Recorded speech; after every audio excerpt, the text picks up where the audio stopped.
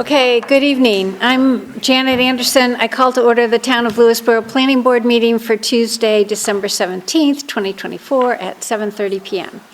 The exit is the way you came in. The exits to my right are for emergency only. In order to comply with the open meetings law, we must meet in person, and we don't have the capacity for the public to attend by Zoom, nor can we stream our meeting to YouTube. However, we will post an audio recording of this meeting to the town website. And materials considered at this meeting are available in the agenda packet that's posted on the Town of Lewisboro website. And members of the public can always express their views by mail or email to planning@lewisborony.gov. Kirsten Conrad, our Planning Board Administrator, has confirmed that the meeting has been duly noticed. Legal notice requirements have been fulfilled. Joining me tonight from the Town of Lewisboro are members of the Planning Board, John Guzmano, Charlene Indelicato, Bruce Thompson. So we have a quorum, and thus we can conduct the business of the board and vote on any matters that come before us. We also have consultant Jan Johannesson from KSCJ, Counsel Judd Siebert, Planning Board Administrator Kirsten Conrad, and Building Inspector Kevin Kelly. So with that, we have a massive agenda tonight. The first item on our agenda is the Site Development Plan Review, calendar number 06-17PB, calendar number 43-23WP, and calendar number 18-23SW, the Wolf Conservation Center, Buck Run, South Salem, New York.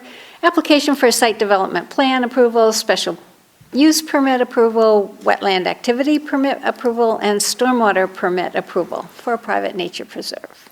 Thank you, Madam Chair, members of the board. For the record, my name is Janet Garris. I'm a partner with Del Bello, Dinellen, Weingarten, Wise, and Whitaker. I'm so happy to be here on behalf of the Wolf Conservation Center.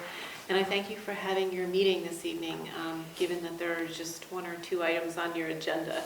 And I'm glad we're first and we're even before the minutes. So, and we appreciate that. So as you know, we've literally been at this for close to 25 years. And I think we are right near the finish line. So when I was before you last month, I explained to you that our plat was with the Department of Health waiting for its signature. I am pleased to advise that we have received that plat back, and it's in Matt's safe right now, where it will remain, because I believe that a condition of the subdivision approval was that we get the remainder of the site approvals for our project, which is currently before you. So in preparation for this meeting, we made a submission to you that included the revised drawings. We believe that we have addressed the remaining comments of your planning and engineering consultant. We did conduct that 72-hour pump test. We submitted the results to you. Those results were transmitted to your consultant. We received a memo back this evening indicating that, well, Matt can talk to you about what all of the indications were, but I believe that that pump test demonstrated that there is plenty of water for this project, so we are very pleased about that. And I don't want to waste your time. I will let Matt walk you through the modifications to the plans if you'd like to see them. Otherwise, I think we're here to answer any additional questions you might have. Great. Yeah, I think a brief overview of the changes would be helpful. Sure. Good evening, everyone. For the record, Matt Gironda from Bibbo Associates. How's everybody? Thank you again for coming out tonight just for us. Really some very minor modifications to the plan as a result of the DEP review. It was really all about erosion controls and construction sequencing.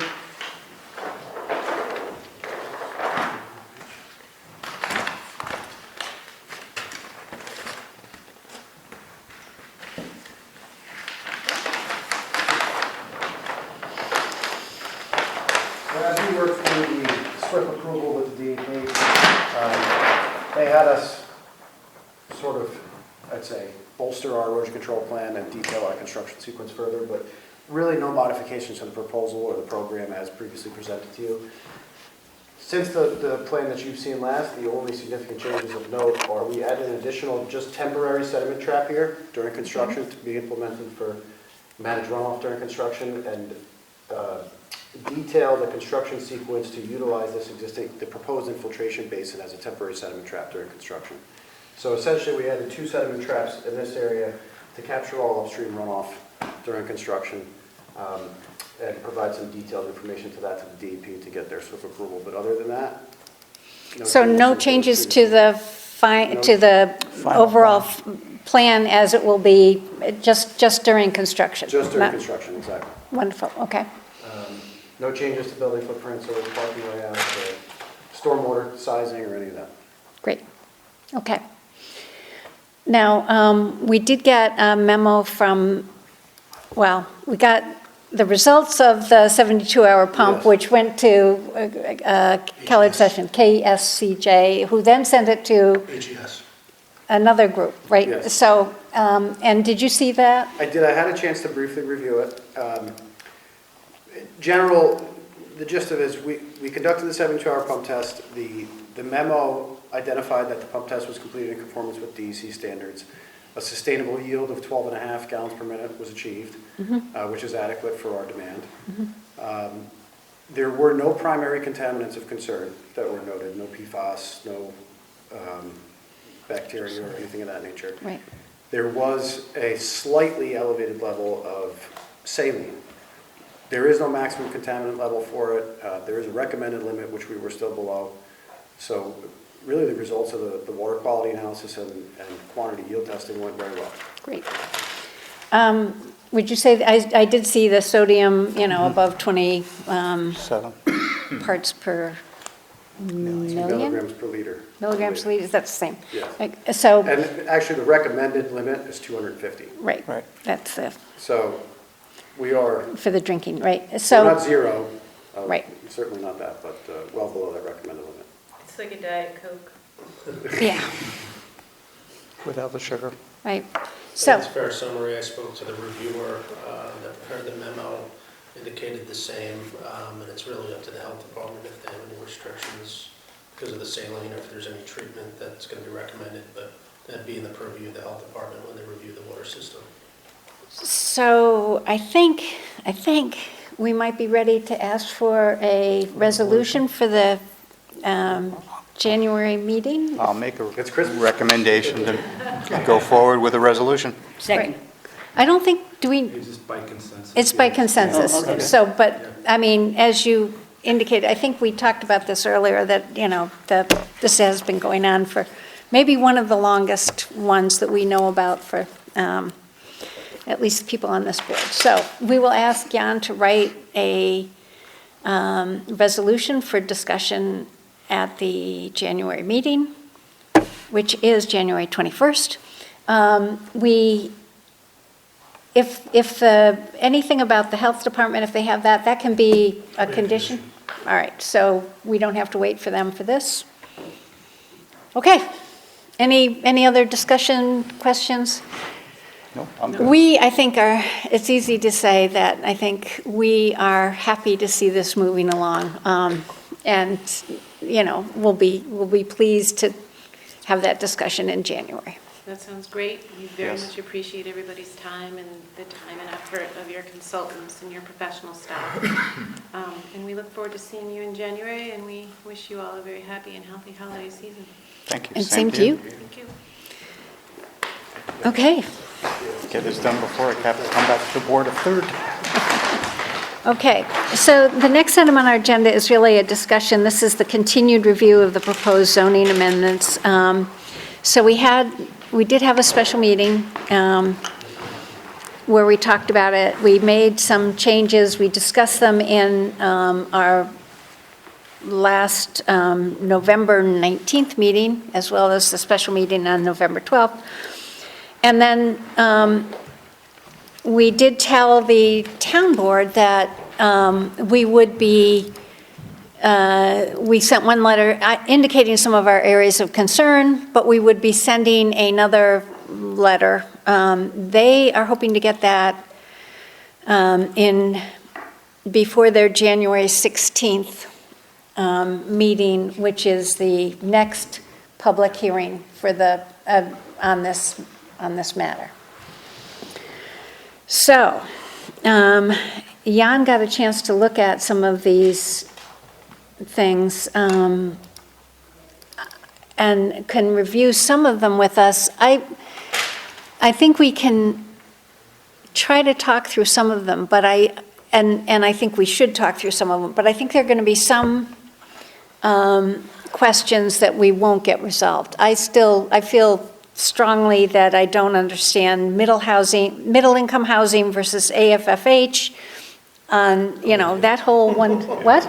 I'm with you. After reading it today. I know, I almost have to take all the red line, look at it as it was, and then I had I sent an email to the head of the housing committee to ask, okay, what do you guys do? And she came back to me and I'm like, I don't know that that's how this is written. So we need to really, I think, look at that code. So one of the things I think we should talk, there's some things in there that we should probably talk about together. But what I might ask is that the board give Jan, Judd, me, and I think Charlene had been on the zoning, not only the comprehensive plan, but the zoning subcommittee. So to maybe ask her to be part of it too and have this dialogue, and we can get, that's not a meeting, that's because it's only 2 members of the planning board, so we don't have to, Formal. Yeah. don't have to be formal. Does not need to be formal. So I think what we should do is start sort of going through some of the items that are a question, and then whenever we kind of get to some things that say we really need to work some more on it, maybe have that, and we can set up a time. With the recognition that we really do need, I think the town board is looking for something before their January 16th meeting. So with that, Jan, do you want to bring up some of the... Yeah, I basically reviewed so far the steep slopes, the grading, the fill and excavation, Yeah. wetlands and water courses, and zoning. Right. Zoning was a lot more than I anticipated. Yeah, it's huge. I think left on my plate is the subdivision and the sidewalk maintenance, which I expected to be very minimal. Yeah. I know at least one comment I'm going to have on the subdivision, but it's going to be far less than what I have here on the other chapter. So I sent today, late in the day, those 4 chapters in red line or, with comments, using the comment function in Word. And I can kind of hit the highlights and go through them if you like. Yeah, I mean, I think, so, Certainly, I'll not bore you with the grammar, but if something I think is substantive, yeah. then I would bring it up to your attention. I mean, I think one of the things that we had asked in particular was on the excavation and fill was the cubic feet. And I know we said 15 seems too small. You came up with 60 as the suggested, I'm going to say, cut level when we would have to have something done. And I would say, and then anything over 1,500 cubic yards is, needs again to go for a Right, permit. so basically, the skinny on the recommendation is when there is no building permit, right? You're not constructing a house or a Right. pool, and you're just excavating on your property for other purposes that don't require a building permit. The proposed code had 15 cubic yards, I'm sorry. which I get close to that every season just to top dress my lawn. So I thought Right. that was a pretty low standard in terms of just topsoil and stuff, which is by definition fill. So I increased that as a recommendation of the 60 cubic Right. yards. 60, which is basically 3 truckloads of fill, like 20-yard, typical, truck. It's either 20 or 40, but typically it's 20. You get 3 of those, you're doing something. Yeah. So I thought that was a good number. It's not scientific by any means, but I thought 15 was too restrictive. Yeah, and I think that was, the board had thought 15 sounded low, Right. but, and So so. that's like if you don't have any other permits. Right. Okay, if you're gonna get a building permit and you're building a house or a pool, I figured, you know, your typical house might be 60 by 40, you might be putting in a 20 by 40 pool. I calculated it and said, well, on average, you're probably, normal construction is probably 1,500 cubic yards a cut if you're doing a full basement in a pool. Maybe it's less, it's like maybe Less than that, yeah. 1,000 or 1,200. So I think I throw in here 1,500 cubic yards. So if you're submitting a building permit to Kevin, and you're gonna have some grading, obviously, you wouldn't need to come to the planning board and get this grading permit if you were under 1,500 cubic yards total. Yeah. Of excavated Yeah, material. yeah. So Because over I that, figured that that's probably a little higher than typical for a house and a pool. That, you know, the building department could kind of handle with us. Beyond that, I'm like, yeah, maybe it needs a second set of eyes on the planning board side. That includes driveway cuts and things like that? or- Yeah, it's, the way it's written is, this is an exempt activity. Any excavation and or filling operation where a building permit shall have been duly issued, provided that it is limited in area involved to that strictly essential for the construction of the proposed structure and ancillary improvements, provided the total quantity of excavation or fill does not exceed 1,500 cubic yards. Is there an assumption here that it's all gonna stay on site, or that it's all gonna go It off site, or something? It doesn't specify. yeah, If I there's thi- that amount of cut and fill, that the total's 1,500, that would take it out of the building department and get a second set of eyes on the planning board. That's just a number. If people think it's still too, I think, I I'm think reassured by the with a fact that you typical said lot- that most people would be under that by a good deal.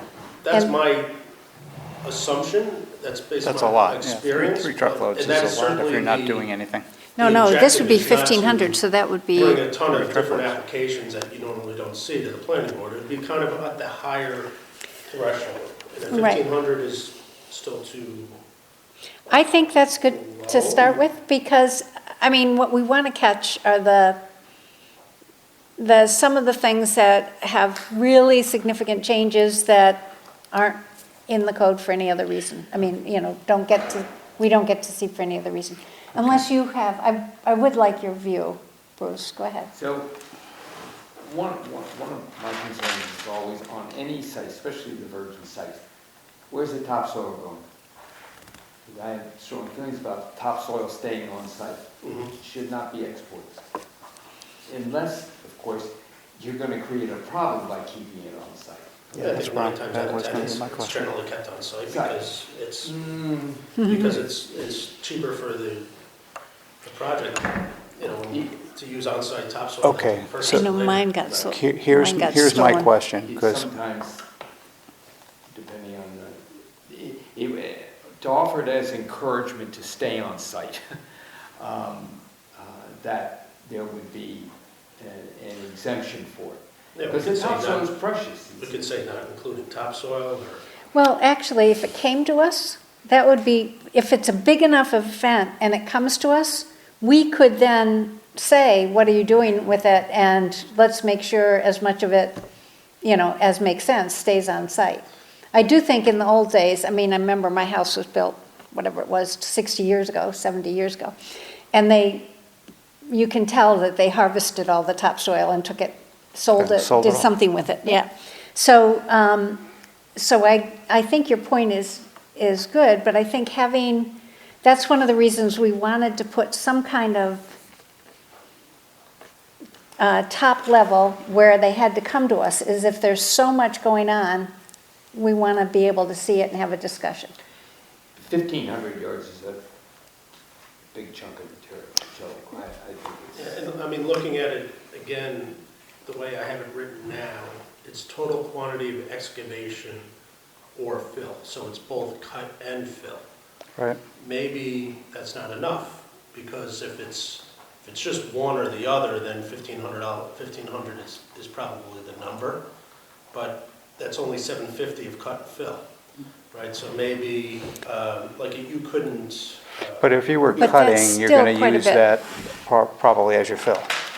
Right, so should you be penalized? Like, we're gonna see, the way we're gonna to evaluate this, to see if they need the Right. permit, is there's gonna be a cut and fill calculation.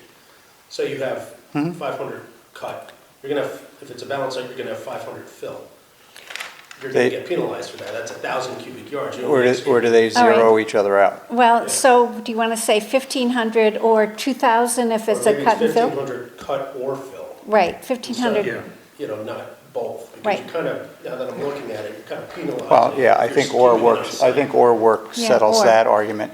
My question, and it may be captured because of other requirements, is if you're moving around that amount of material,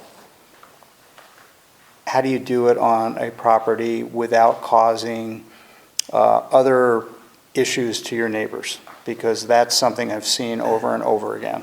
Well, I was going to comment on the first comment you said and this. Should it be based on a sliding scale based on lot size? So the guy that's doing 1,500 yards on a half-acre lot or a quarter-acre lot versus the guy that has 20 acres, you know, Yeah. there's a huge different effect Mhm. in the scheme Yeah. of that. I tend to agree. That's with what that I'm little lot, concerned about. You're basically almost Well, clear-cutting the lot. you're building mountains around your property. Yeah. Yeah, well, So but I think remember, there's a way this to is address something that doesn't exist today. There's no limits at all. No, I know. I just- So what I think we should be aiming to put in something that captures the really dramatic changes and lets most of the normal building a house, building a pool, go through without having to come to us. But what we want are the things that might be big enough to make a difference. So yours, So how do we say if it's affecting your topography, you know, for drainage or, and I'm not sure what other terminology should be in there, that then you would need a review on Just it? look at the other permits that you have. Well, that's why I'm saying it may be If it's a steep captured slope, already. you're gonna- Now we have steep slope regulations, you're gonna get that. Okay. Right now, we already have a permit for stormwater that gets triggered townwide at 5,000 square feet. It's a whole SWIP that gets prepared. which Okay. show- you know, so Well, I'm thinking does it get that- captured in that then? Yeah, I'm thinking we have Because- Does all of a it number get- of layers. I agree with that- you, John, that could really Yeah, affect the drainage. right. But if it already gets captured, I'm not looking to add more bureaucracy onto anything.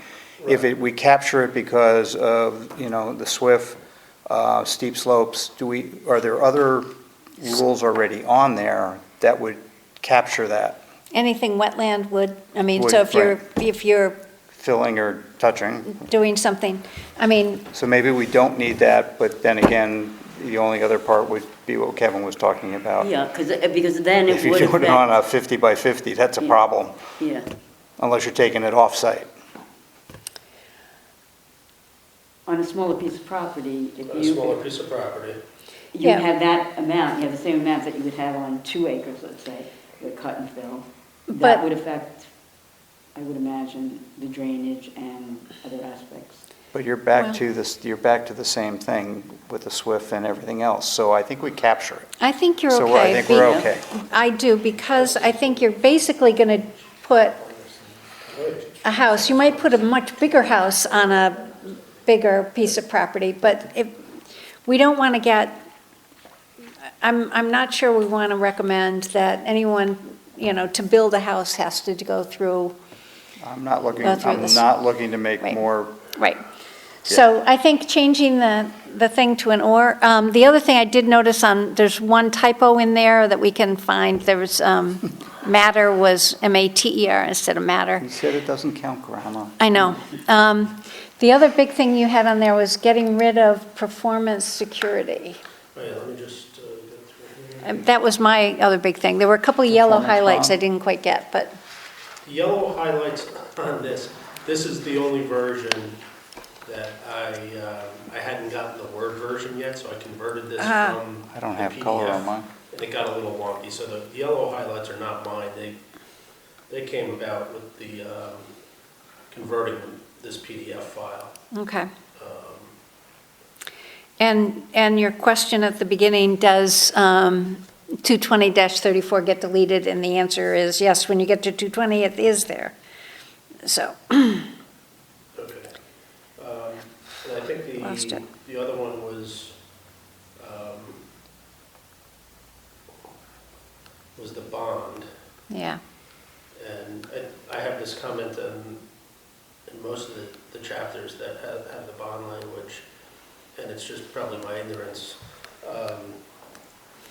Is it possible, in some instances, we don't have to involve the town board? I think it's with the wetland bonds. Right. And when it's site plan or subdivision, we do, and you get this ping pong effect. Yeah. It- The town board, when the town board gets involved in performance security, it relates to public improvements or improvements that are going to affect, streets, highways, anything that kind of touches, what I'll call kind of broadly public property. If it's simply a bond to, make sure that the work is going to be under, like on a wetland permit, right? The mitigation is going to get done. That's purely a planning board call. The town board doesn't need to weigh in on that because it doesn't affect any town resources. It's purely private property. So. Okay, so like the site plan, and I know in the steep slopes, it's in the grading permit. It seems to involve the town board. Okay. Like Yeah. it seems to specifically say the bond has to be for public improvements and that it involves the town board. So I had that kind of like repetitive comment. Is there any way to avoid the town board basically because Right. the applicant gets ping-ponged? Yeah. yeah. I mean, and I think I don't know. that was something we were trying to do. Yeah. And had They it- may be more than willing to say, yes, you take care of it. All right. Well, yeah, I think because it isn't a town improvement, and they let us do it for, Wetlands. I think for wetlands. For yeah. wetland, yeah. For wetland plantings. Okay, so those are the big things I saw on 115. I agree.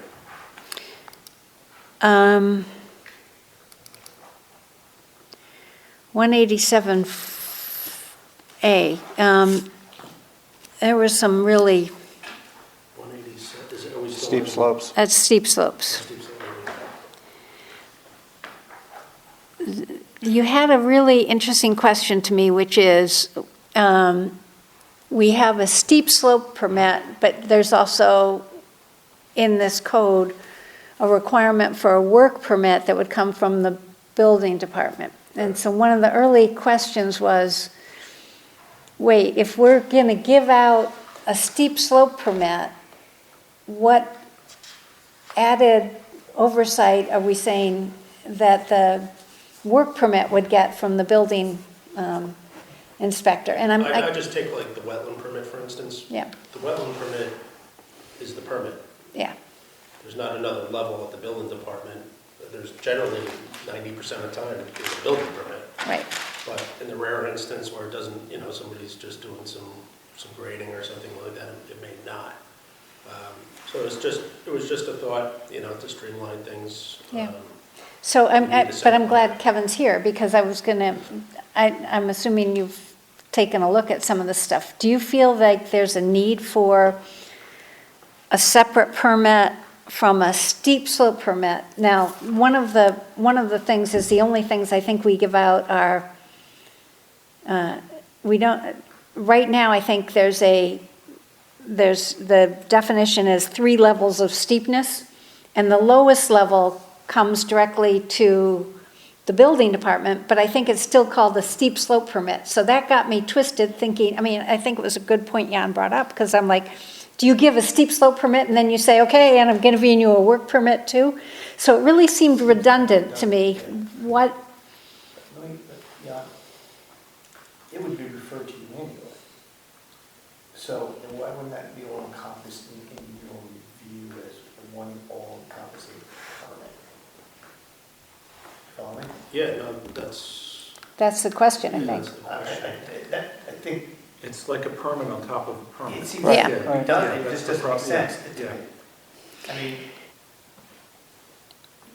your description, say, we're issuing is based on steep slope, blah, blah, blah, oh, but it's all under your review for your office. Right. I don't see why, I mean, Okay. short of you trying to, hate to use the phrase, churn another fee for a permit, I don't see a gain in there personally.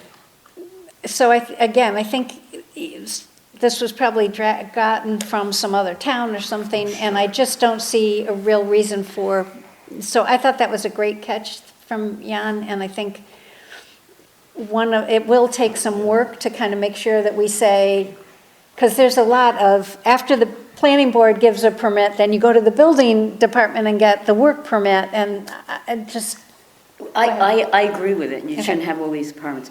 But there should be some coordination and some information being shared. So as long as the information is being shared, you can call it Yeah, I steep mean, slope I would or think work permit. That or, basically something in the code to make sure that once the planning board issues that permit, it gets filed with the building department or. Right, something and like there's a that. some kind Yeah, of so coordination, that- because Right. it's true, you don't Not really doing- want all these things, but you really do want Kevin to, know what Jan is doing, Jan to know what Kevin's Well, doing. so this might be a time to, I kind of thought that anytime we do anything, whether it's a wetland permit or anything, we kind of give it all to the building department, any approval that we have here, and you have all the records and all the files on anything that's done. Is, You usually forward it over to me in a Right. big package. and then if somebody comes in and says, I have questions about what my neighbor's doing, it's always you that they come to, right? Or, I mean, in general, if an applicant hypothetically didn't come here, and we thought the applicant was over that 5,000 square foot threshold, we've talked, I mean, You the said- error on the side now, it automatically goes to you. Right. You make that judgment call at, what we're gonna do, and it gets all, and then you start doing your full-blown review.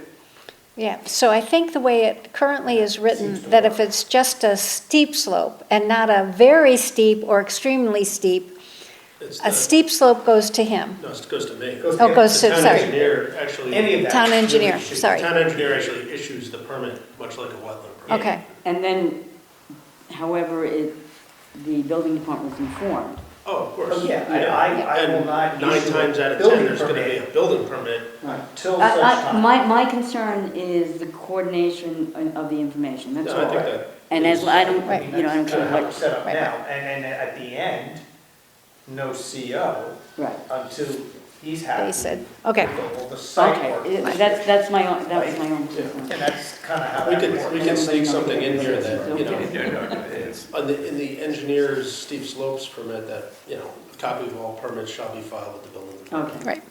And I think that's great to get rid of that one extra work permit, and it's gonna take some working. Extract out, Yeah, it's tracking throughout, because there's this work permit versus steep slope permit that we will have to edit through, but I think that would be good. We put a little monkey wrench in it, just thinking.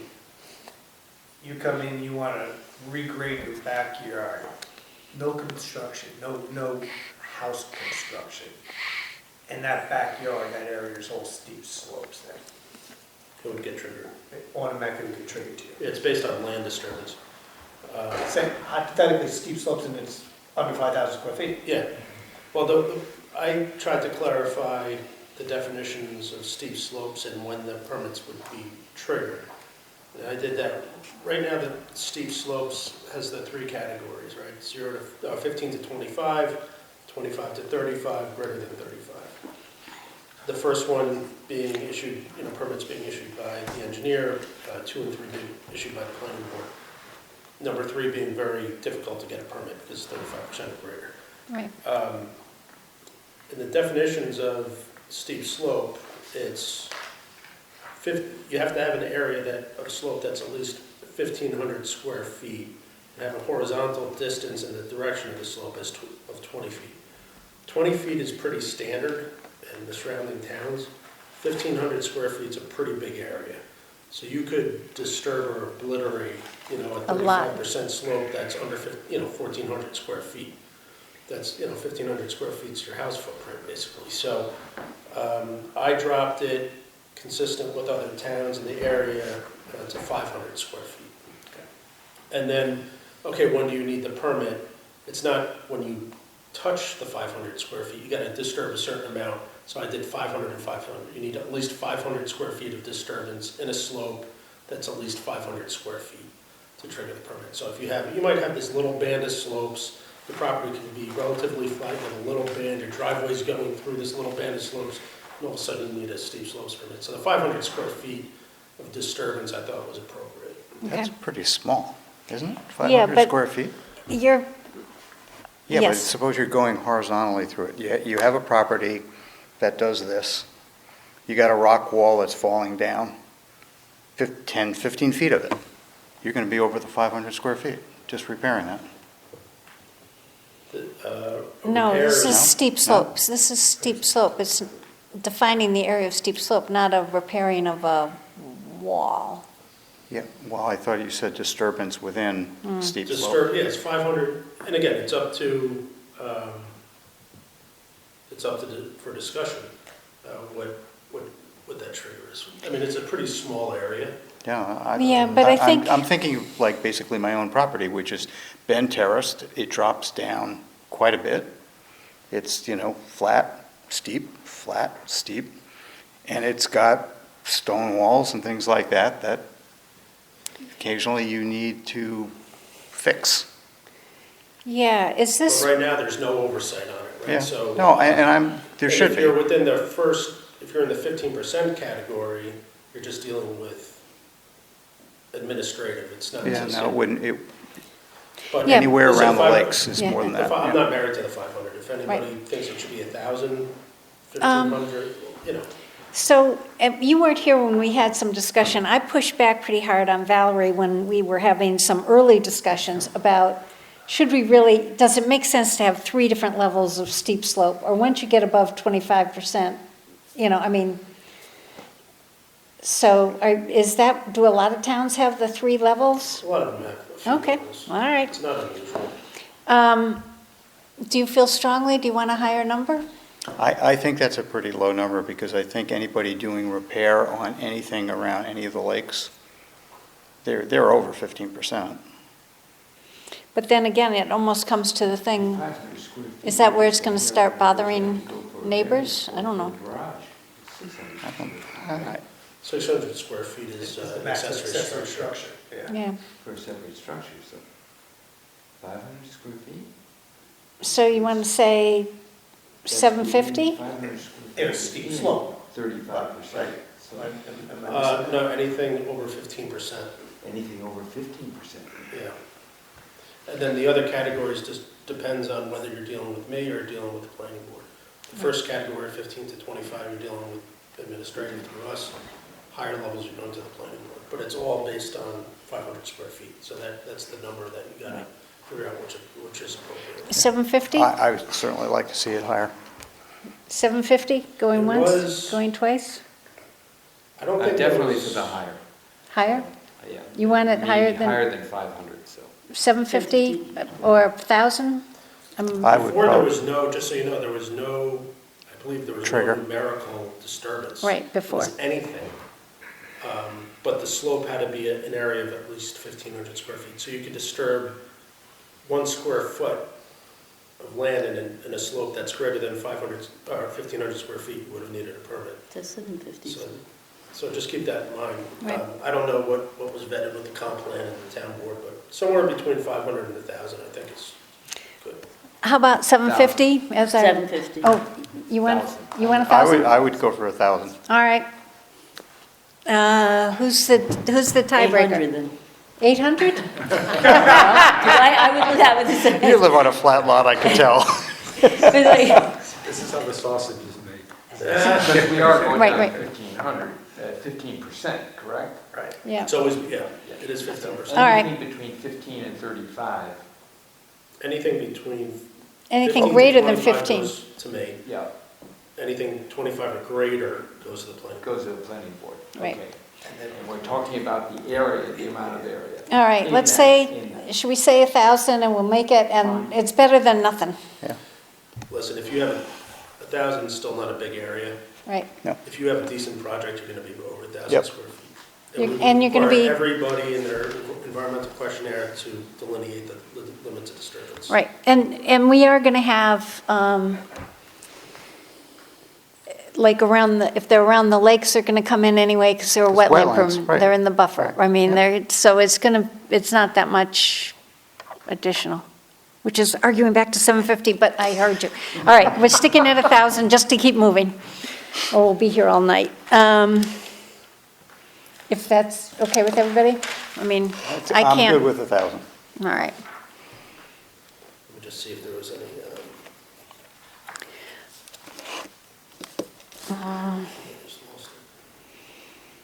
I mean, the thing, that was the really, I had some other, like, just standards. Right. That I added. One was, there should be no proposed slope greater than 1 on 2, which is a 50% slope. That's like an industry standard. Anything greater than that should be either a retaining wall or, you know, a natural stone rock face, you know. Right. Just as retaining wall, so it can be Yeah. engineered. You know, But we don't want like riprap or You know, anything I'm like thinking, that. what's the batting, geotech. Nothing over, no, we wouldn't do that over 50%. No.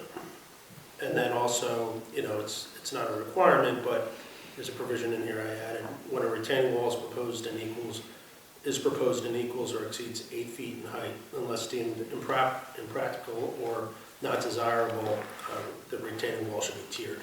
So instead of having, you know, Yep, A I like wall. that. I think that's good. I think that's good because I've seen that. well, then 8 foot, then you're down to, if you exceed 8, split it. you're going into 4s, You- Yeah, right? you step it. So I Yeah. thought, you know, if somebody has a 7-foot wall, maybe it's not that big of a deal. What's the cutoff for, it has to be engineered? Oh, that's 4 feet. That's 4. That's New York State law, and I added that too. Yeah, just so I it's saw in that. there. It's in the law, Yeah. it's in the state law, Yep. but Number has to 11. be designed by an engineer 4 feet or greater. right. 4 foot, okay. So I saw, so, I mean, 8 feet is pretty tall, but I would think if somebody's at, I mean, I don't know, 7, fine. Yeah, You I mean, I mean, You gotta you know, pick a number. it's somewhere- you have gotta to pick a number. someplace Yeah. where you're gonna go to tier it. Right, Meaning no retaining wall could be higher than 7. well, there's like, could be 7.5. it's a standard, the proposed standard is once you hit 8 feet, it's gotta be tiered. Okay.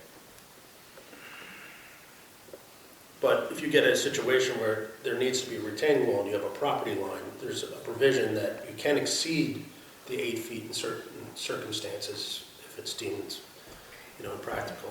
I just thought, is this all, we're tending to think about residential. If there's a commercial, because you typically. This is regardless. It's regardless? Yes. Okay.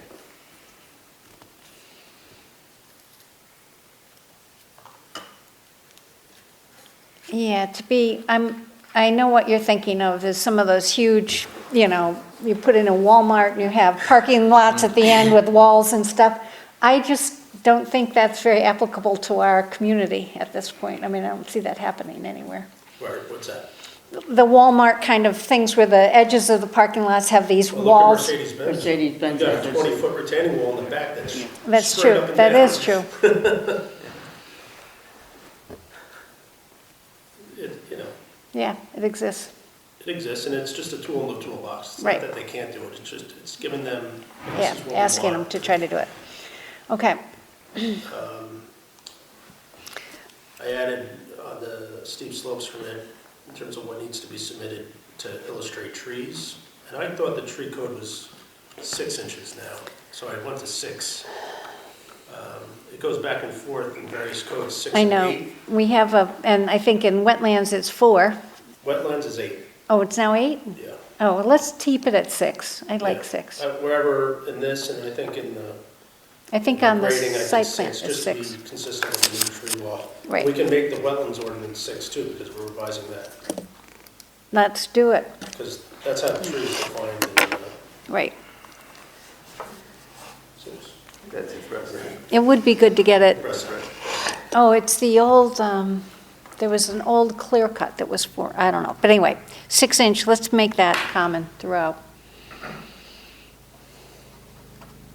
That was really it in terms of. In that one? major Yeah. changes. 217, you want to go to wetland? I just need to try to save this changes.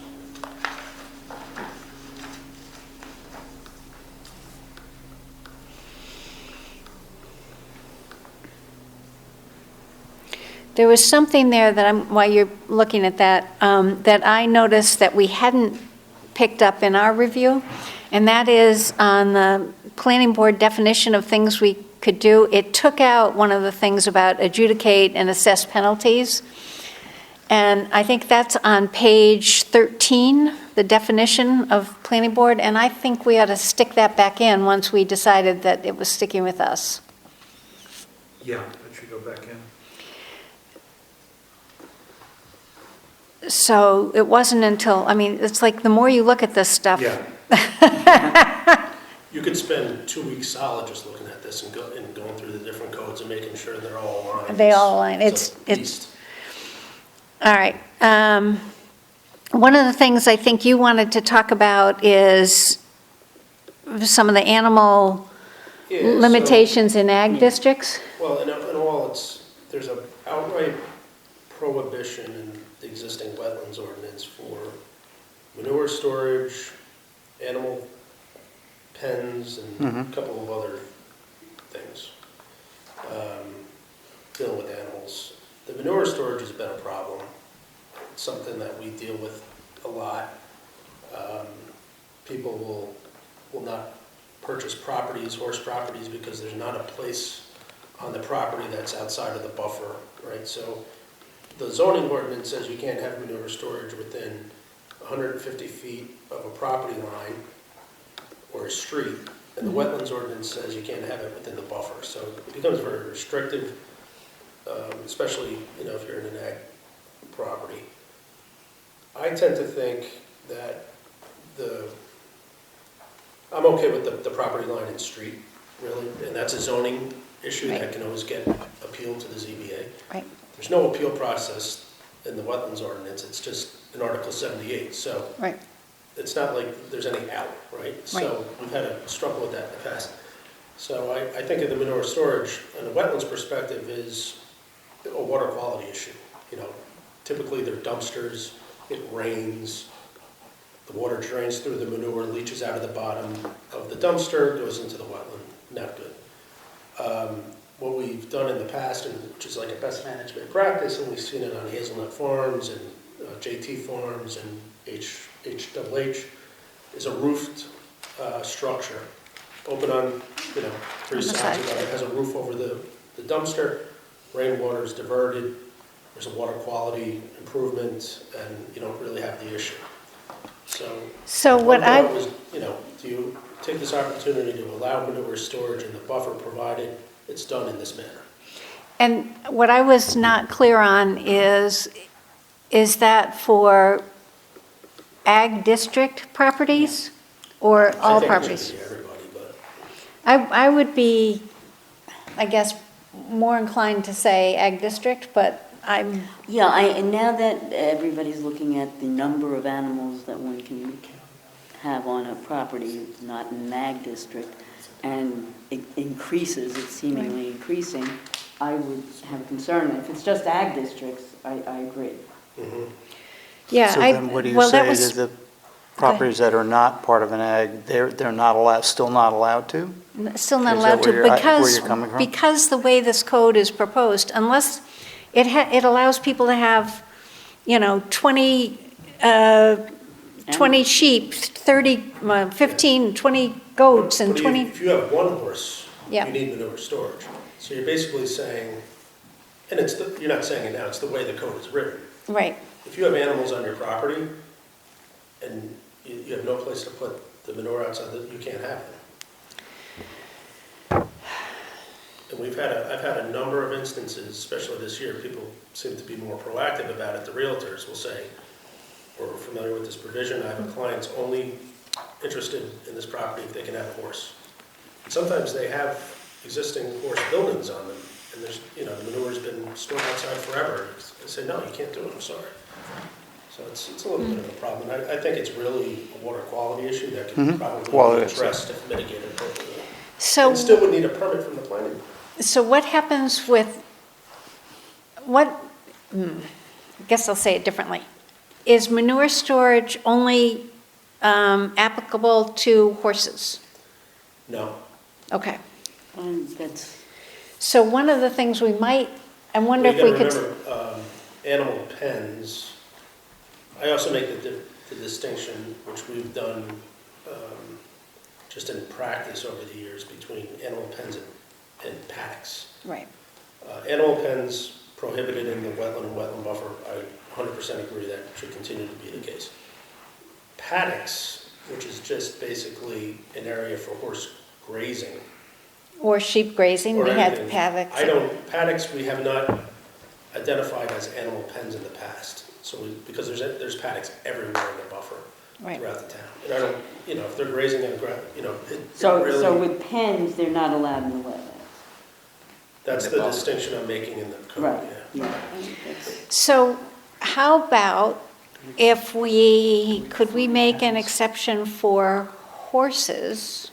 Because that is a slightly different, I think, I can understand somebody wanting to keep 2 horses.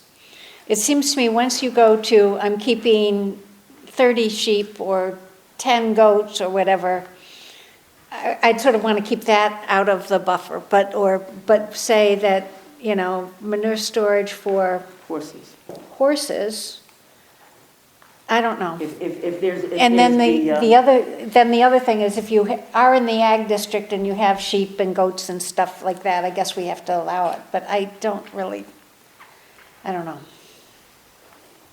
What do you guys think? I mean, yes. I'm curious, for ag uses, what's the best management practices for ag? And they have them, and it seems to me.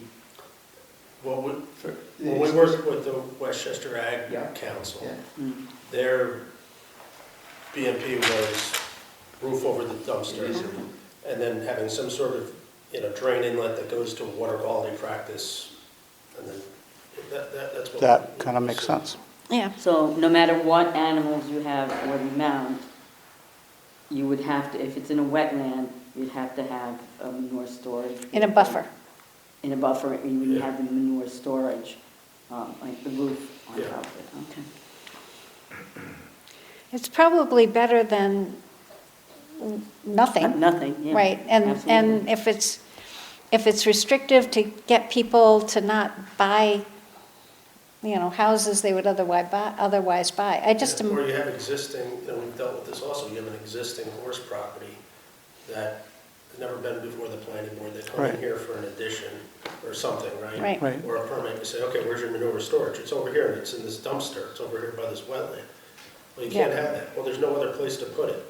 Well, you're existing, so then it's like, it's just difficult. That's been in front of the board before. Yeah. Right. Yeah. Schoolhouse Road. Schoolhouse and also Schoolhouse. chapel. Chapel, is the one I remember. So schoolhouse, all right. So while we're having this kind of discussion, should we bring out cookies and stuff to have while we do it? Or is that Yeah. serious enough? Is that legally allowed? Yes. By consensus. Yes. By consensus? All right, we'll start passing things around. I think, You need the sugar. all right. So we're agreeing that we're going to add, We're going to allow it to be in the buffer but with the right management storage. So red is for rum, green is for bourbon. And they are, Are those allowed? I don't know, For the record, those are cookies. cookies and brownies. That's bad. And then, yeah, and so here's napkins we can pass around with people. Putting them on the important papers. Oh, okay. Here, I'll pass Oh, wait, this so down here. are you gluten-free? Oh, okay. I'm gonna eat more than one. Park allowed?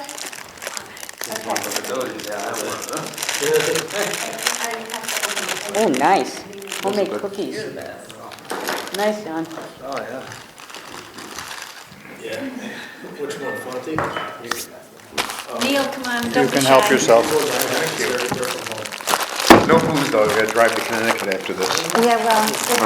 I don't wanna be pulled over.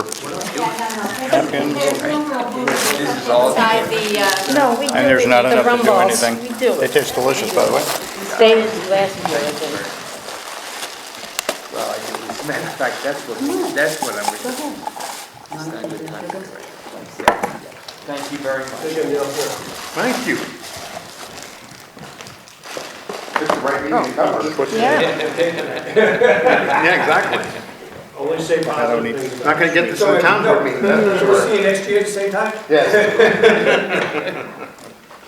Yeah, this is a bad habit we have of our, but, I mean, we made it to the end of the year and we're, Oh, that's fun. No brownies. gotta give the rum balls this way. So this, Brownies? Homeowners that have a horse, animals, and then commercial houses, board and other people's horses. You have a couple of, we went to one of those just not a couple months ago. red is rum, green is bourbon, and they're not cooked, so if they do have a One little of bit. them was from last year. Yeah, they were. I was just Yeah, gonna say. Bruce, you put them in your pocket. Oh, yeah. At home, yeah. You got a deep freeze. I had them stuck into the sheets, I was like a chicken. All right, Thank you. okay. So now that we've disrupted everything, The whole plan wasn't No, it's easier to think now. yeah. Because you still didn't come in more. After all these months. Elevation. No, that's. Gotta get those. But in town, there's no permits for keeping horses, is that right? As long as you Whether it's comply with the commercial- acreage. Oh, my God. As long as you comply with the acreage. All right, I'm not Nothing gonna like open these. sugar high. Yeah. On horses. Okay. I just had a conversation with our Oh, town somebody board last doesn't night. get hit. But they're only half the size, so that. Well, there, You only get a half. that's different. No. Thank you. There's no word. Okay, Same. sorry, let's get back on track because we do have the recorder going. There are some things where it looked like they were allowing things in wetlands, watercourses, and buffer areas. And we wanted to make sure that I think there's one place where we put in chemical storage and said, okay, if you need to put it, it was prohibited. And we kind of put in back saying, wait, it was prohibited, it had been crossed off, and we said, you've got to not have chemical storage in wetlands or watercourses. That just doesn't make any sense. Hasn't that always been a prohibition? It was, and it was crossed off in one of the early versions. The question is, I think, if I remember correctly, what we crossed off was, because I think it was wetlands and buffer areas, and one of them was like petroleum storage, which is commonplace. If you have heat, Right. oil, so, you're gonna have a tank that stores Right. petroleum product in the buffer zone. I would say prohibit that in the wetland. right, so it crossed out in everything. And I think one of the things we put back said, it is prohibited in, so it had been prohibited in wetlands, watercourses, and buffer areas. Yeah, the right- That was right, crossed right, off. The placement of above ground, this is a prohibition, the new language, I think per your comment, Janet. The placement of above ground or underground chemical storage facilities or bulk petroleum storage tanks within a wetland or watercourse. Right. Excluding the buffers. So I So think that's good. that's put back in. I just, and I think there were some other, oh, and you asked again about bonds for mitigation and non-public improvements in there. That's the same comment. Right. But when we saying the storage, we're talking about residential use, bulk storage, it's not, it's any oil tank. Is that what you're saying? Well, bulk storage, it's not a defined term, so I think we've got to be careful. It's not like automatically like what the DEC would consider. I think if you have, it says the bulk petroleum storage, to me that could be your heating fuel. Yeah, but the way that they issue permits for that, the county does, Not for a gas station. For a gas station, sure, Right. yeah. I'm But talking not about for a home, residential. not for a home. No, it doesn't say that. Right now, The term bulk storage has always triggered me, non-residential. right, but that's you being a building inspector for because it's an undefined term, I think it could be the storage of, So what's happening here? I'm sorry, it's a long- all that is saying, it's a clarification that bulk storage of petroleum and chemical storage is prohibited outright in the wetland itself, but requires a permit if it's in the buffer. Does that include inside a house if we're talking about an oil tank? Not specifically, but we would never, if it was inside your basement, we would never require a permit for that. It would have to be on the outside and affecting the ground, like you'd have to be installing it on a pad or on the ground, which you don't really see anymore.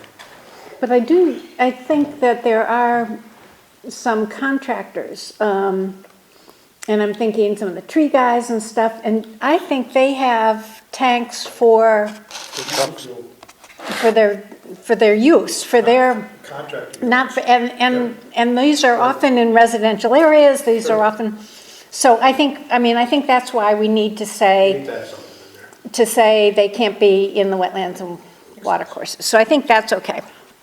I don't know if there's anything else in 217 that we, Well, there's quite a bit. Yeah. I mean, the big threshold one is, I went through, there was a desire to eliminate the two appendices in the wetlands ordinance. And there's A and B, and one has to do with how you delineate wetlands and the criteria for delineating wetlands.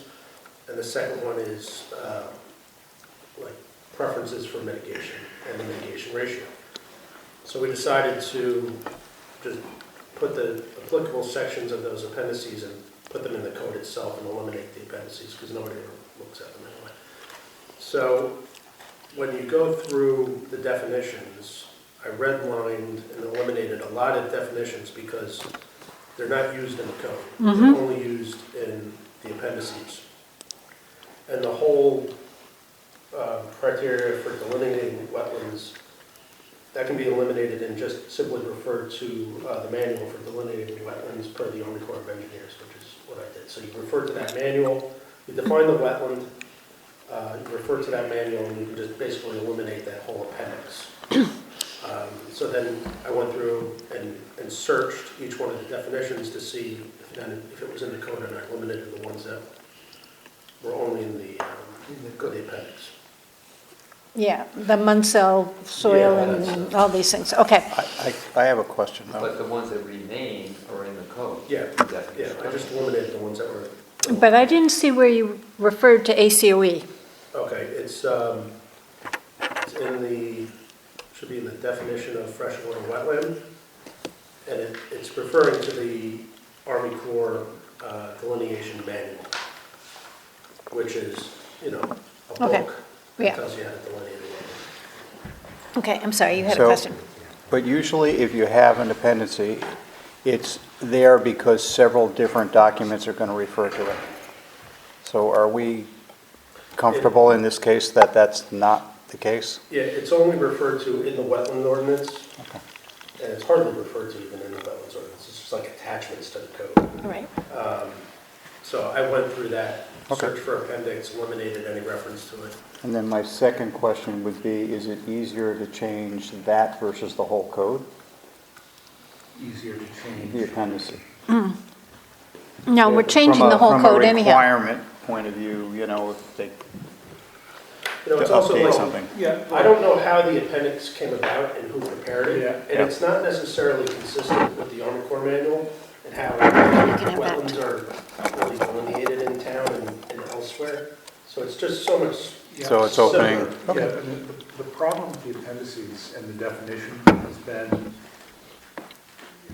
it's like disjointed, right? So you have to read the definition and it says read the appendix, right? And I think that if we can, if there's a way Simplify? to get rid of. Okay. No, it's fine. Because I'm just- My one question is just how accessible the Army Corps manual is. Is it updated? Do we refer to it by, do we? It's the 1987, it's widely used in the wetland delineation. Any Yeah, wetland yeah, delineator is yeah. going to have it memorized, but and would It's we on- always it's widely agree to available. go by their, go by that? if you're a wetland I know it. professional and you're delineating wetland, you know about it. Yeah, and the appendix basically contained the stuff. I mean, it was, Okay. No, I understand that what you're talking about. I mean, Fine. I'm just asking, trying to No, it make was- sure we're not Yes. missing Yeah. anything. Right, and the other piece about it's really the appendix B that's been the problem over the years when you get to, I mean, Right. because the definitional stuff has always been, from my perspective, you're going out in the field with whoever, right? And Yeah. you're applying it, but it's when someone picks it up, looking at it as a property owner and doesn't go to the appendix on the mitigation piece. That's when we encounter problems, that they don't well, fully appreciate. and even some of the Okay. engineers don't do it. I mean, it's, Yeah, yeah. because, Well, then it makes sense to do it. So, That's but why I no, was in asking. terms of the definite, if that works. Yeah, that I mean, I works, think yeah. that it's basically the Army Corps manual is the three criteria. Right. Soils, hydrology, and Plants. vegetation. You have to have all three. And that's how wetlands will delineate. right. Okay. And that's also easy because you typically hire a wetland delineator. Right. And they know Evidence it. of hydrology, so Right. there's water, evidence of water through water state leaves, sediment deposits. Some distance from the surface, or is it standing water, or is it how? It's in the upper 16 inches of the soil, either on the surface or the upper 16 inches, the upper part of the core. So, and then I think the Appendix B, which had some of the mitigation stuff, I think you got, I moved it all over and added to it, yeah. and included the Yeah, that's- 1-to-1 ratio. It's much easier. And I think it's much better that way. And a lot of the other revisions were revisions that we actually recommended in 2019 or something, though, when the town was entertaining some changes to the code. So a lot of it, and I have provided that to Valerie, so a lot of that is in there already, and then I just included some additional measures. Okay.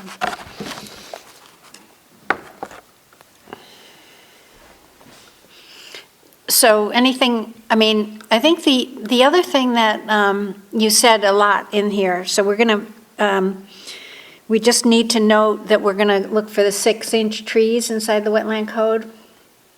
Yeah. And then I agree that we want common expiration dates for the things, but how do we do that? Do we just say we should, I mean, because sometimes people come in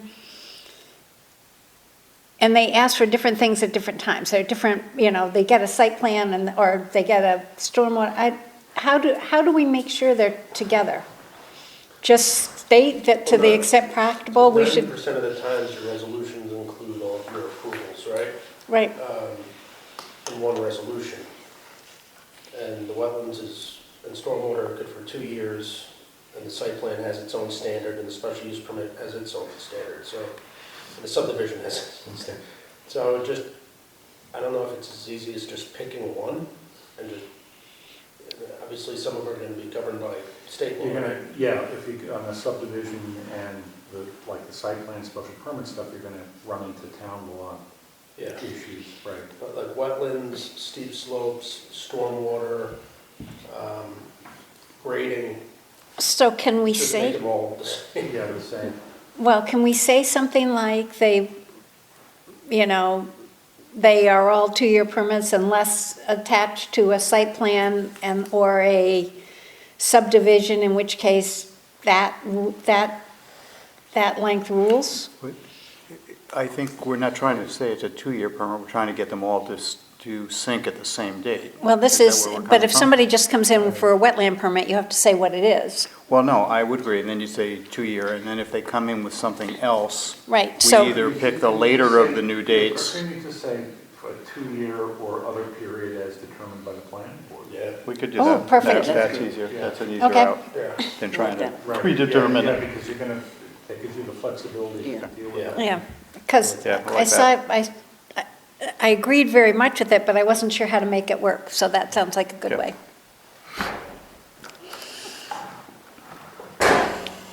Keep kicking that? Hmm? Nothing, making noise. And I think those are the big things in 217. Yeah. And then 220. 220 is a bear. So, I actually like to go over it. I haven't like yeah. had a chance. So the question is, do we want to try to go, I mean, we could, well, I do agree that the other two should be really minimal subdivision. And so I don't think there's a lot there, but zoning, and there's some things that like I said, I still don't get middle income versus affordable, AFFH, and Yeah. My main comment on that, and I would have to really sit down and read it again to understand the nuances. And I had thought that middle income disappeared when we did the, right, there are no more new Yeah. ones. It's sort of orphaned, it's Yeah. there, yeah. What Yeah, they I say just- is I that there are don't think that- 40 units in town, and they are all sold. But if you want to buy a middle income, you apparently, you go to the housing, but they still go to Westchester County's, the same group that runs the affordable housing in Westchester County. I don't understand that part. But that's apparently what they do. I understand it from the villages and the other Yeah. towns. What had happened is that the village was not, 2 villages that I worked in, were not able to follow through. They just didn't have the capacity, they didn't have the filing, they didn't have, the ticks that came up. So they turned it over to the county, and the county was nice enough to say, okay, We'll do everything. we'll follow it because we have the software to do it, we have the person to do it, and they took it over, which was really good because when people were selling it, they didn't inform us. Or if These they- are other communities or how Lewisboro is operating? Other communities. Other communities, I just, when I Yeah. was village manager. Yeah. That's how we managed it because we knew that we couldn't do it because a lot of things fell through the cracks. And also they had different requirements in the middle income. I mean, when they were doing that middle income, they had different requirements in every sale that they did. Yeah. And we couldn't follow. I just think it seems to make sense to try to keep it and have both, because if you have a developer that wants to do middle income, and isn't required to do the county affordables, you could actually get some workforce housing that will probably serve the community. Yeah, that would be great. That is a very difficult, because workforce housing is in a category, I mean, in of itself, Right. and it has certain requirements, and you don't really get the tax credits. I know, but if you have a developer that's not interested in the tax credits, that's not dealing with Right. county money, and just wants to say, hey, I want to, you have this program, I'm willing to do, I'm going to do the county affordables, but I'm also going to do some middle income. Like it, Eh, So, yes, but I don't know my, how likely it is to happen. If it's there, I don't know. my understanding, They're not getting a tax benefit. my understanding is that when they went to the affordable housing, they said this is what the program is going to be from now on. So they kind of, now I could be wrong, my understand, they said, stop doing anything else. We want affordable housing, we want it all under the county control, and they sort of took it. So that anything that's sort of middle income, it's now, the focus is really on affordable housing. Can we, is there a section in the zoning ordinance or the town ordinance that would allow a person, developer who want to do workforce housing, whatever that is, to go before the board and ask for special zoning on something? I don't think. No. We don't have any. You don't We have- don't have any, like, nothing classified No. as workforce housing. What used to, Or not, just something that would be different? no, what used to happen in the middle income housing Yeah. is if you were, you know, a volunteer fireman or a school teacher or, you know, there were certain things in the town of Right. Lewisboro, you got into it. And they basically said, no more of that. It's all, Because you don't get, there's no credits AFFH. for it, yeah. Well, yeah, but there's a lot of per-time salaries, but, you know, there's gonna be instances where you have affordable housing that there is no credit. If you have a subdivision and it's mandatory that a certain percentage Yeah, be you can build it Yeah. and it's. you're not getting Yeah. any Yeah. credits. Yeah. Yeah, but that's just a, well, so think of Phil Pine, right? He's getting he has to put in two, Yeah, I also didn't agree with the county letter that said that we haven't had any affordable since Yeah, well, that's- 2000. I'm like, Yeah. what about the 46 units? What about Phil Pine? What about? I mean, you can keep it there, I don't see a big, I think it's gonna sit. I think it's. Yeah. Yeah. so anyway, we, Isn't the definition of affordable housing an umbrella that catches all of this?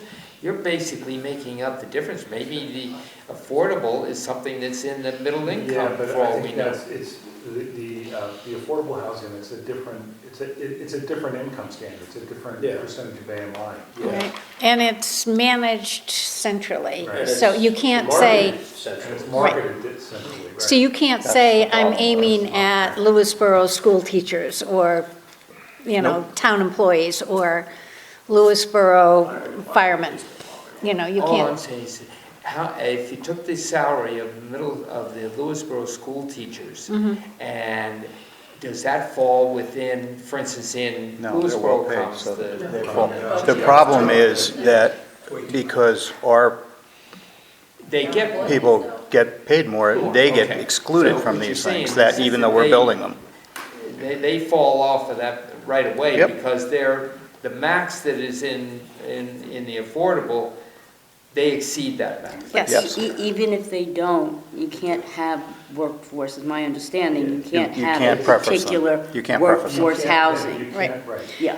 Right, so this It's is, easier just to eliminate middle income in the code. Are there middle income though? But yeah, that's the other thing, is I don't, Right. we have existing, I don't. we have 40 units of 40 existing. units, right? So, but in terms of ongoing, Yeah. I It think- sounds like from Jan's conversation that It's- the housing, yeah, it's- they're pushing everything to the Yeah. county anyway. So Right. maybe you just, if the county's okay with that, maybe you just, Well, that's, Well, I wouldn't get rid of the definition in our code of middle income at this point if we already have it, because we may need somewhere along the line to go back and say, Yeah. we did do it, Right. it's here. but. Meets right our now it's code. so interwoven. I know, I Yeah. think It what just we have to needs do to- is do two separate sections. One that says middle income, you know, this was, right, this was a Yeah, thing. anytime like that. right. And, okay, so I think that's one of the things we can work on. I don't I know, didn't touch, I just started, there was huge edits on the cell tower, which somebody spent a lot of time on. I didn't even touch that, because I feel whoever wrote it knew what the heck they were doing, so I didn't touch that Right. one. What's the like, just complying with the... It's compliant with federal law. Yeah. I mean, the only thing I did on some of that is like they had structure. Well, it was clearly a communication structure, not a structure, but because we use structure in a lot of the code, but their definition was all, it's a tower with things on it. And Yeah, I did read that. you're laughing, but that's sort of, but that's not the only way we use structure in the code. So I tried to change some of the definitions. I didn't dive into the solar, because that looked like it was pretty complete and following the model law. Right. Um, You the battery recommended energy taking the storage battery, system, yeah. Is that coming out? Yeah. Because there's definitely still definitions and stuff related to battery storage. In zoning? Their definitions are in there, yeah. I think it's a good idea to take that out for now. Yeah. The state's gonna be rewriting that code, yeah. Anyone go to the county program? No, I was going to. I was but going to, and then I got slammed. I had other stuff I had to do. I don't think New York State's changing that officially to 2026. Okay. It'll be adopted to go in effect, Yeah. 25, but for 26. Right, that's what I heard too. Okay, I thought your point, one of the things on lighting was really good. That's on page 52, where it said lightings on a structure shouldn't be, but you said something about, well, what about on poles and other Yeah, it things? seemed to just deal with lighting on the structure, but So I guess, I Yeah, mean, it we should don't, be. we want to separate it from street lighting. So I didn't know if there's a term that sort of Municipal says, street lighting? the on-site lighting. right, beyond on-site lighting. On-site lighting, yeah. Okay, so you just had that as a comment, but I think that should be,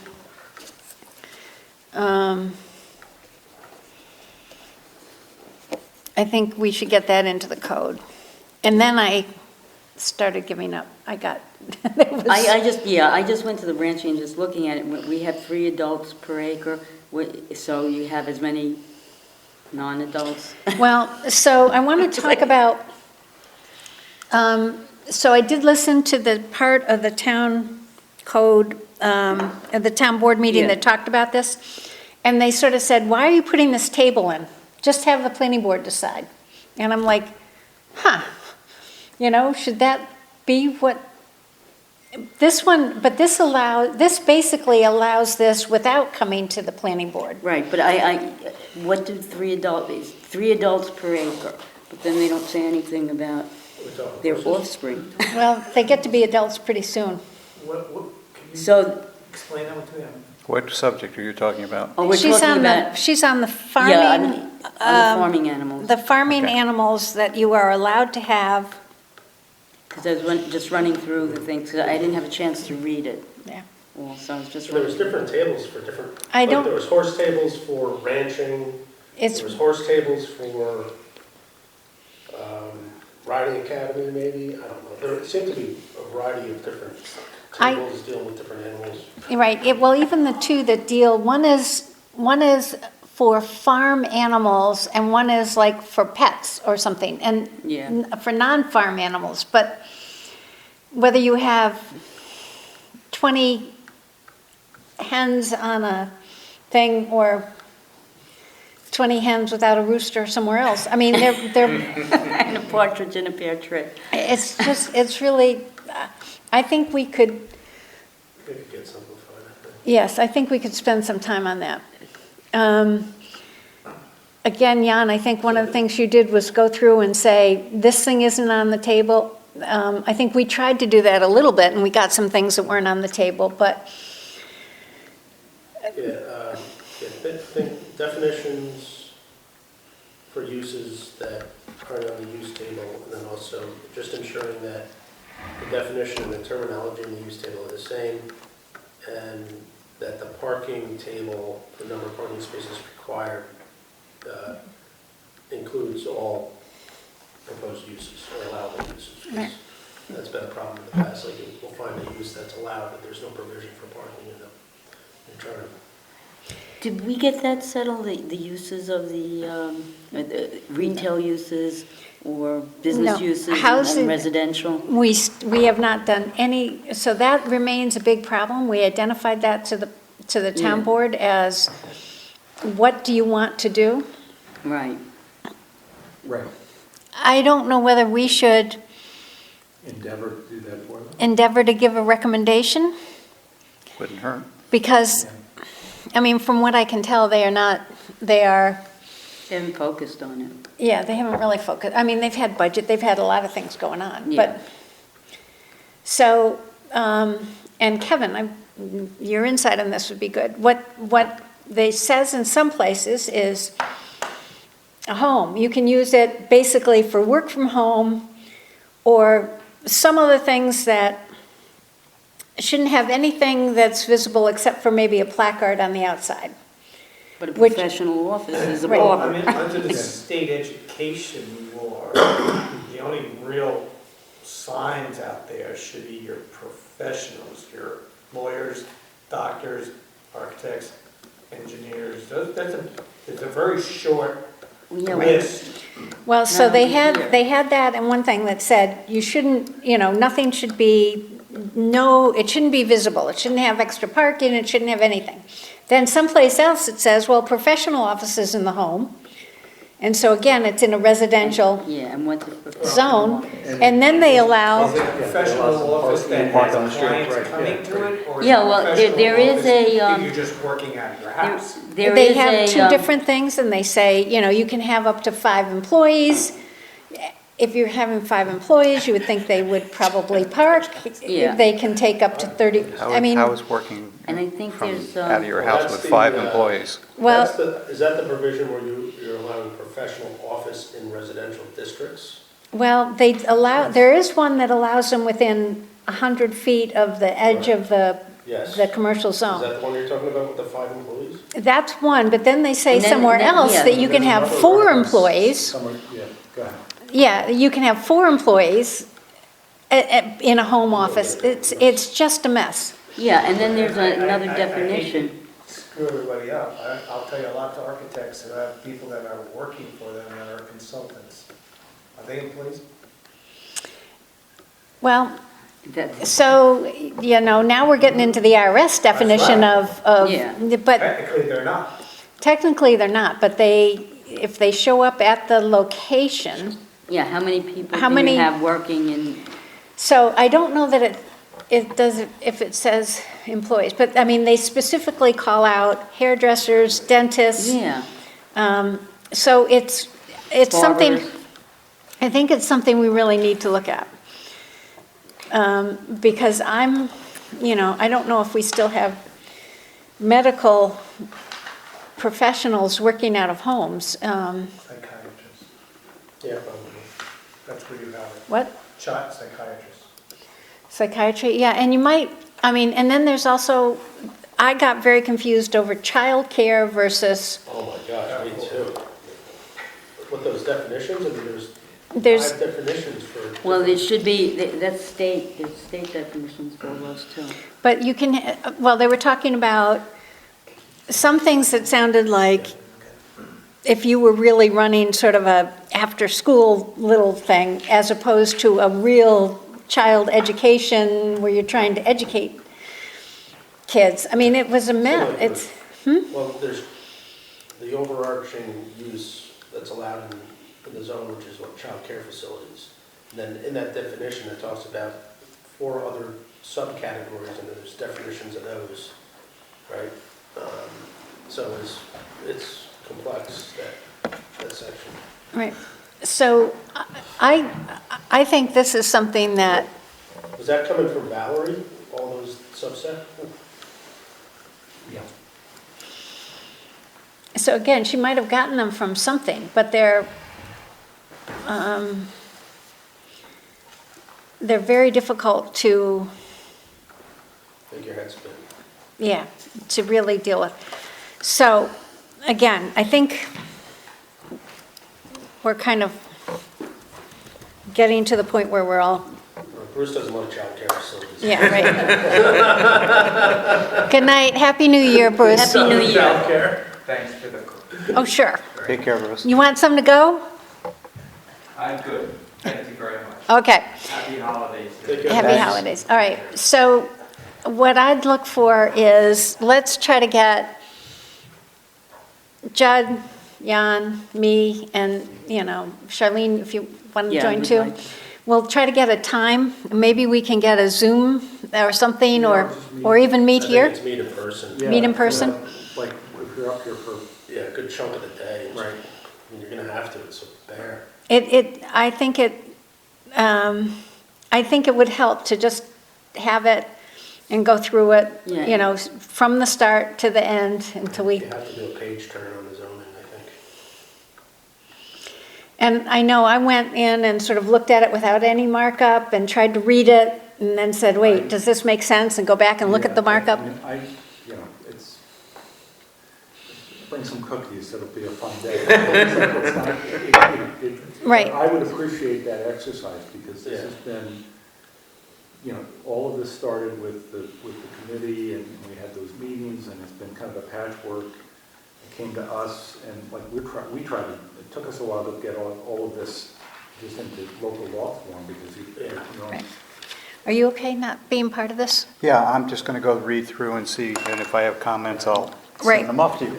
Right. We Do you- haven't had, Yeah, I I'm don't fine. think we've had a thorough, page turn exercise, and I think that'd be helpful. I think what happened even when we had our special meeting, by the time we got to 220, it was the last one we did. And it's just so massive, you yeah, get yeah. into it. All right, do we want to try to set that meeting now? Sure. I think it would be dependent on. It's these guys. Yeah. Can we hold it here? Yeah, it's just gonna be. Yeah, well, we could even do it in the, Um, anytime we can get into that room, too. Jan, are you around? Like, are you gonna be off? Pretty much. Yeah, okay, all right. MIA until the beginning of January. Okay. I mean, they need it, I thought it was the 16th. Maybe it's the 13th is their meeting. I could do this Friday, I'm pretty open except the morning if you felt like you needed to get done this week. It's not gonna work this week. Yeah. Yeah.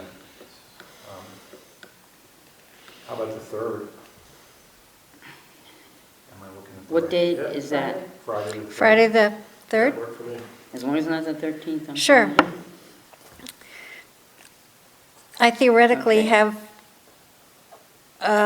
something until 10:30, but I could cancel it, or we could start, I don't know. You want to do Friday's a good Block day the for day, me. I mean, whatever you want. 9 o'clock? 9 o'clock. Let's just get it. Yeah. Okay.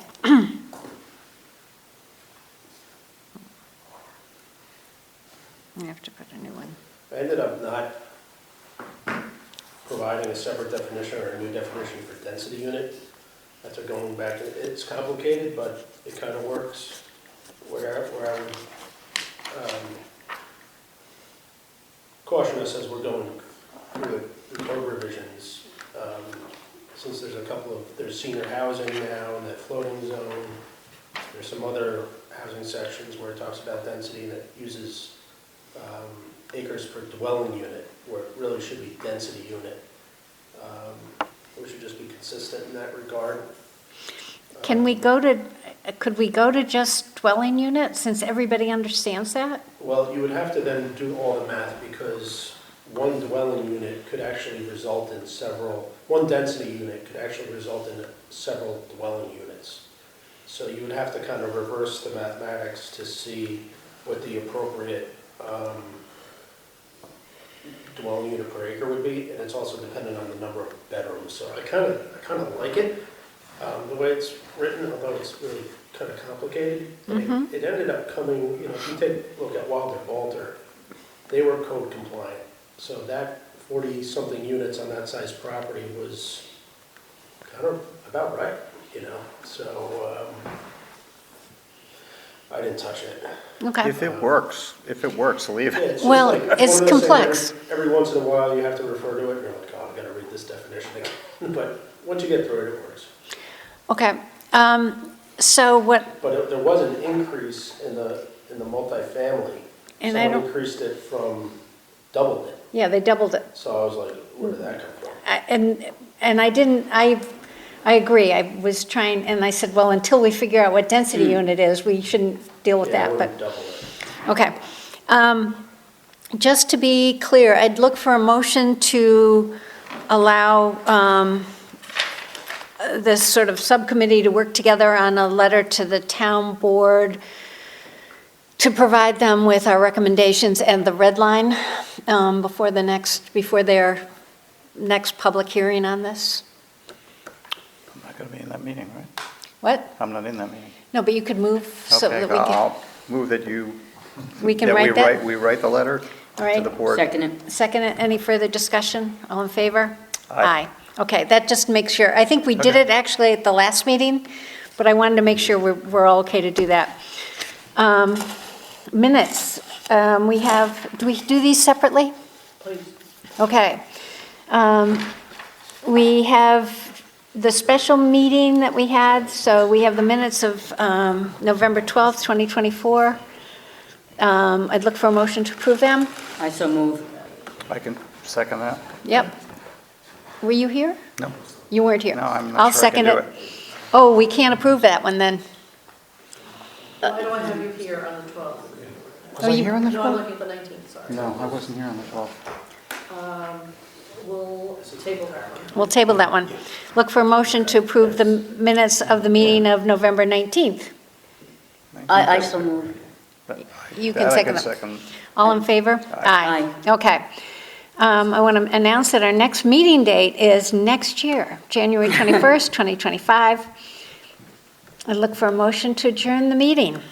I'll make a motion, we adjourn the meeting. I second. All in favor? Aye. At 9:07. Thank you. So, there are plenty more cookies.